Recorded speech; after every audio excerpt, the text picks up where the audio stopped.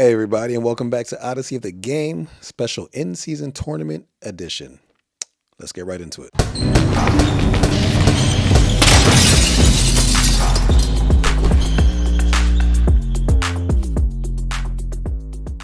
All right, so the in-season tournament is officially done, and the Lakers are your champs. And, who didn't see it coming? LeBron's been fighting hard for this. He wants this, not saying that he wants the money, but he's been fighting for this and he's got it. He's got what he wanted. AD went off in the final game, a solid 41 and 20. I think he deserved the MVP, but who am I? They gave it to LeBron because he needed the hardware. It is what it is. But the Lakers went off. They completely handled the Pacers. Let them know who's in town. Halliburton, as much hype as he got, he was, kind of quiet, didn't really do as much as, they would have expected from him. But it's okay. He's still young. The kid's still young. There's only his third or fourth year in the league. He has time. So my question to everybody out there is, now that the Lakers have won the in-season tournament, would this light a fire under them to get to the NBA championship and actually win that too? And become first ever in-season and NBA championship finals in the same year? I mean, first ever is the first time, but that would be something, right? It'd be something to add to LeBron's legacy. It'd be something for the NBA to see. It'll be good. I think it'll be really good for ratings. And this Lakers team they're a problem. They're big. I like the switch up with Reeves off the bench now.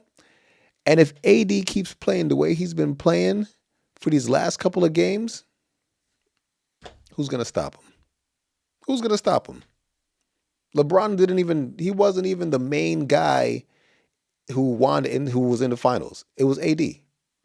So, who's going to stop him? I mean, we'll get to that a little bit later when I talk about the Odyssey top 10, and we'll see my top 10 teams in the NBA right now. Maybe I have the Lakers at number one, maybe I don't. So now that it's over, basically what I want to talk about is how I felt about the in-season tournament. Because if you remember in these past couple of videos, I basically spoke about how, wasn't too sure about it. I don't know what's going on. I don't know if it's worth it. What's happening here? Blah, blah, blah, blah, blah, blah. I think it's good.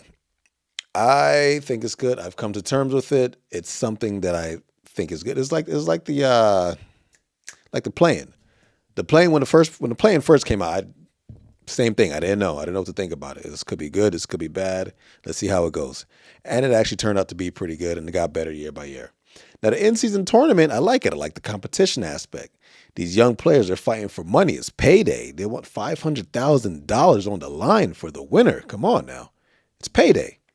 So, everybody's here for that. The one thing that I think I might change up a little bit, maybe not change it, maybe tweak a little bit. So in the group matchups, I would how do I say this? I will switch it up a little bit because the Knicks dominated their group matchups, especially against I think they killed the Hornets a lot. I would switch it up, and I would maybe switch up the groups year by year. Personally, every year a different group. I don't think they should be in the same groups every year. Switch it up a little bit, see some different faces, see some different people, get some different competition. Maybe this year, you put the Bucks with who was in their group. I believe the Heat were in their group. Maybe next year you put the Bucks in the same group as Philly. I don't know, or the Knicks, somebody like that. Just switch it up year by year. That's the one thing I would change. Everything else is pretty solid. Adam Silver, kudos. But other than that, as we're moving on, I would say that, it was good. It was solid. I can't be mad at it. In-season tournament is a go. I'm ready for it again next year. And I'm actually pretty hyped more about the season now. Because around this time, usually it's the holidays. The season will be dying down a little bit. You get the Christmas Day games, which are always great, and then it dies down a little bit. Then you get All-Star break, which is always a good weekend. Well, except for the dunk contest. That's another story, though. But this leading up to the break and leading up to All-Star game, we've just been on a roller coaster, like a high roller coaster. It kept going up because we're playing all these group play, and then we got this. Whose record is who? Who's going to face who? Blah, blah, blah, blah, blah, blah, blah. It was just amazing. Not mad at it. Not mad at it whatsoever. So, moving on. Let's talk about the all-in-season team. So, they're going to have an all-in-season team. It hasn't come out yet. But, obviously, I made my predictions for the all-in-season team. And here's what I have. I made 2 teams for the all-in-season team. I made a Team A and a Team B. Team A being better, obviously. But here we go. I just did 5 from each team. That's it. I just did 5. I didn't do any extra yet. So for Team A, of course, we're going to have LeBron, Halliburton, Giannis, AD, Tatum. Positionless team. Remember that. So, we could switch it around. We could put Halliburton at the 1. Maybe let's put Tatum at the 2, LeBron at the 3, Giannis at the 4, AD at the 5. That's the 5. I think that is a good 5 for NBA all-in-season team. Now, my B team's a little different. I got KD, Ingram, Dame Dollar, Randall, and I threw in Austin Reeves. Austin Reeves deserves something. He deserves to be in something. That kid is a problem. I like him. And like I said, positionless again, but if we had to do something, we'll put Dame at the 1. Let's go ahead and throw Reeves at the 2, Ingram at the 3, KD the 3, Randall. Let's put Randall at the 5. KD the 3, Ingram at the 4, Randall at the 5. Boom. See, I just did it off the top of my head. Randall has to play the 5. Because we're positionless here. But, there's still some good teams. 2 good teams. So I don't know what they're going to pick. But those are my picks for the all-in-season team. Let's see what they got. So moving on from that and kind of going forward a little bit here. So we're about a little past quarter of the way done with the season. So I kind of want to go into a couple different teams here that I had my eye on so far for the season that I think they're going to make some noise. Didn't necessarily make some noise last year or made a little bit, but they're going to make a bigger splash this year. And it's obvious. I'm going to start with the Pacers. Now, Indiana, like I said before, if you were paying attention, they're scoring at will. 125 or something, 120 per game, however much they're averaging. And it's just ridiculous. Now, I do not think they can keep that up. I find that hard to believe they could keep up scoring 120, 125 a game for a whole 82-game season. I do not see that happening. I do not foresee that. They will calm that down a little bit. I think the defense will get a little bit better, and they'll carry that out until the end of the season. Now, I'm not saying by no means Indiana is going to be an NBA Finals team, an Eastern Conference Finals team. I think they might just squeak out the first round, honestly, to be completely honest with you, make it to the semis. But they're going to make some noise. They're going to make more noise than they made last year, which is what's important right now. So I like Indiana right now. Obviously, everybody's high on Halliburton. Let's keep it going. The kid's great. Let him keep doing what he's doing. Now, moving over to the West, another team that I have my eye on, and I'm looking at very closely, OKC. If you notice, I got Indiana on the East, OKC on the West. These 2 young teams, like these teams are the future. These teams are the future. So you gotta look towards the future, right? OKC, they have immense amount of talent, and they're just some kids playing on the court with nothing to lose. They're gonna be something special for years to come. The whole thing with Josh Giddey right now, whatever's going on with him, I hope he gets out of that and gets back into the game. Because they need everybody they can have. They need Giddey. Giddey's a great player. They need Giddey. Whatever he's doing, whatever happened with that, let's just move on from that and figure out what's going on. And if he has to be suspended for the whole year, so be it. If they could get by it, then they could get by it. But OKC, is a team to be reckoned with. Now, they're not as high scoring as the Pacers, but they're a young team. They can move. They can play defense, play better defense than the Pacers. And Shai is a problem. Shai is a problem. Best, I would say he's definitely top 7 point guards, top 8 point guards, maybe top 5 point guards in the league. I have to do that for another video, my top point guards. But Shai is definitely up there. He's definitely like top 8. And that team is going to go somewhere. They're going to go places. They're going to do things. I love that OKC team. And it was crazy. They've been building for years. All the trades and the picks, they got so many picks year after year after year after year. And they got this nice homegrown young team, minus Shai. And they're gonna do big things. I can see them going into the playoffs, not in a final 8 through 10 spot. No, they're gonna make it there. They're probably gonna be like a 6 and a higher seed for sure, 100%. And they're gonna get out the first round, second round. I don't know what's gonna happen there, but I'm pretty sure they could get out the first round. They get demolished second round. Anyway, moving on. I think it's time we're going to talk about my favorite part, the Odyssey top 10. Now, these are my top 10 teams in the NBA that are ordered from 10 to 1, and how I think based on performance, based on how they're doing right now, and pretty much based on my prediction for how they're going to be by the end of the season. This doesn't have nothing to do with record. Nothing to do with record. But here we go. Let's do it. All right. Odyssey top 10.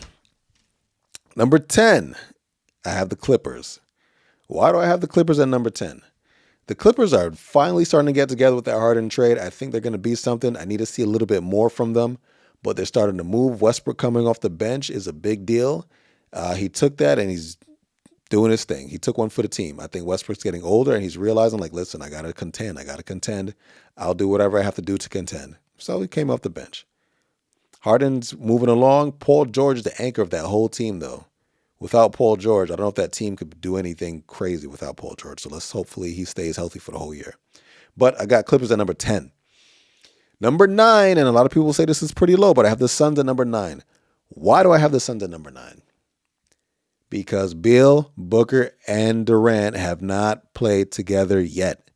Nobody knows what they could do. Maybe they won't mesh together well. Who knows? But the three of them have not played together yet, and it's driving me nuts.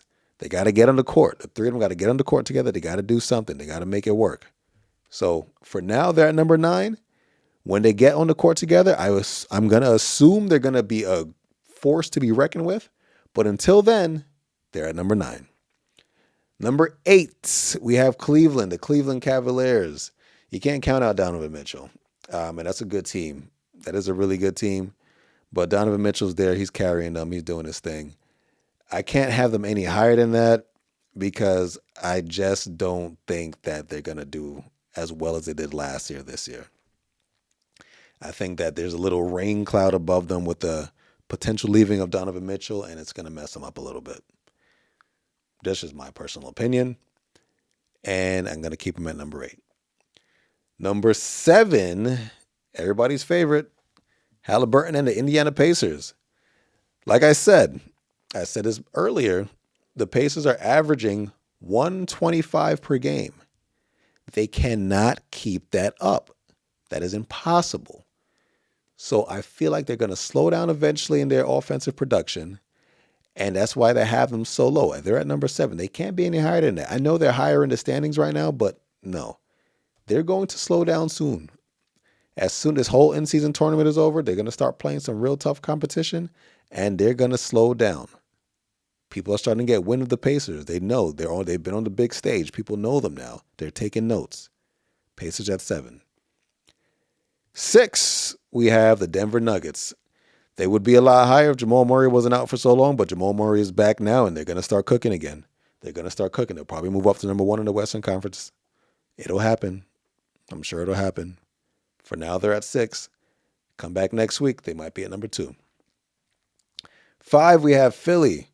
Maxey and Embiid, Batman and Robin. You can't keep those guys down, man. Batman and Robin, Maxey and Embiid. I got them at 5 right now because I have 4 teams that I believe are way better than them. And Philly needs another piece in order to contend with these 4 other teams. Number 4, the Milwaukee Bucks. Giannis Antetokounmpo is called the Greek Freak for a reason.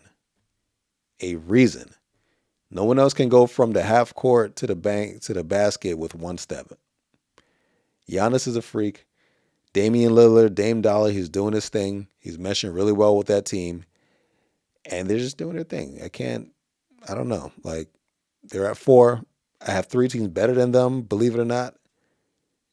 Especially after that praise I just gave Giannis, but they're at 4. Number 3, I have the T-Wolves. Yes, I know the T-Wolves are number 1 in the Western Conference. They're killing it right now. I understand. But they're at number 3 because I have 2 teams better than them, obviously. But I love their defense. Their defense is amazing. And they have size over there. And Anthony Edwards is a all-star, 100%. I wish that not Giannis, sorry. I wish that what's his name? I forget his name. The power forward. I wish that he could pick it up a little bit, grab some rebounds, more rebounds. He's not a big rebounder, but Anthony Edwards is the anchor of that team. Without him, that team wouldn't be as much as what they are right now. I mean, I like Gobert. Gobert's defensive presence is a problem, but Anthony Edwards is the anchor of that whole team. Karl Anthony Towns, that's his name. Karl Anthony Towns needs to get some more rebounds.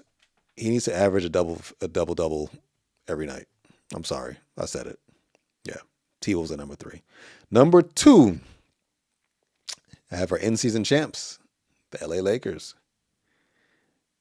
You know what? LeBron's on a mission this year. You can never count out LeBron, number 1. Number 2, AD is playing well. I pray to God he doesn't get hurt. And number 3 is basically what number 1 is. You can never count on LeBron. That should have been number 1, 2, and 3. You can never count on LeBron James. If any team that has LeBron James, you can't count them out. They're automatic contender. I don't care what you say.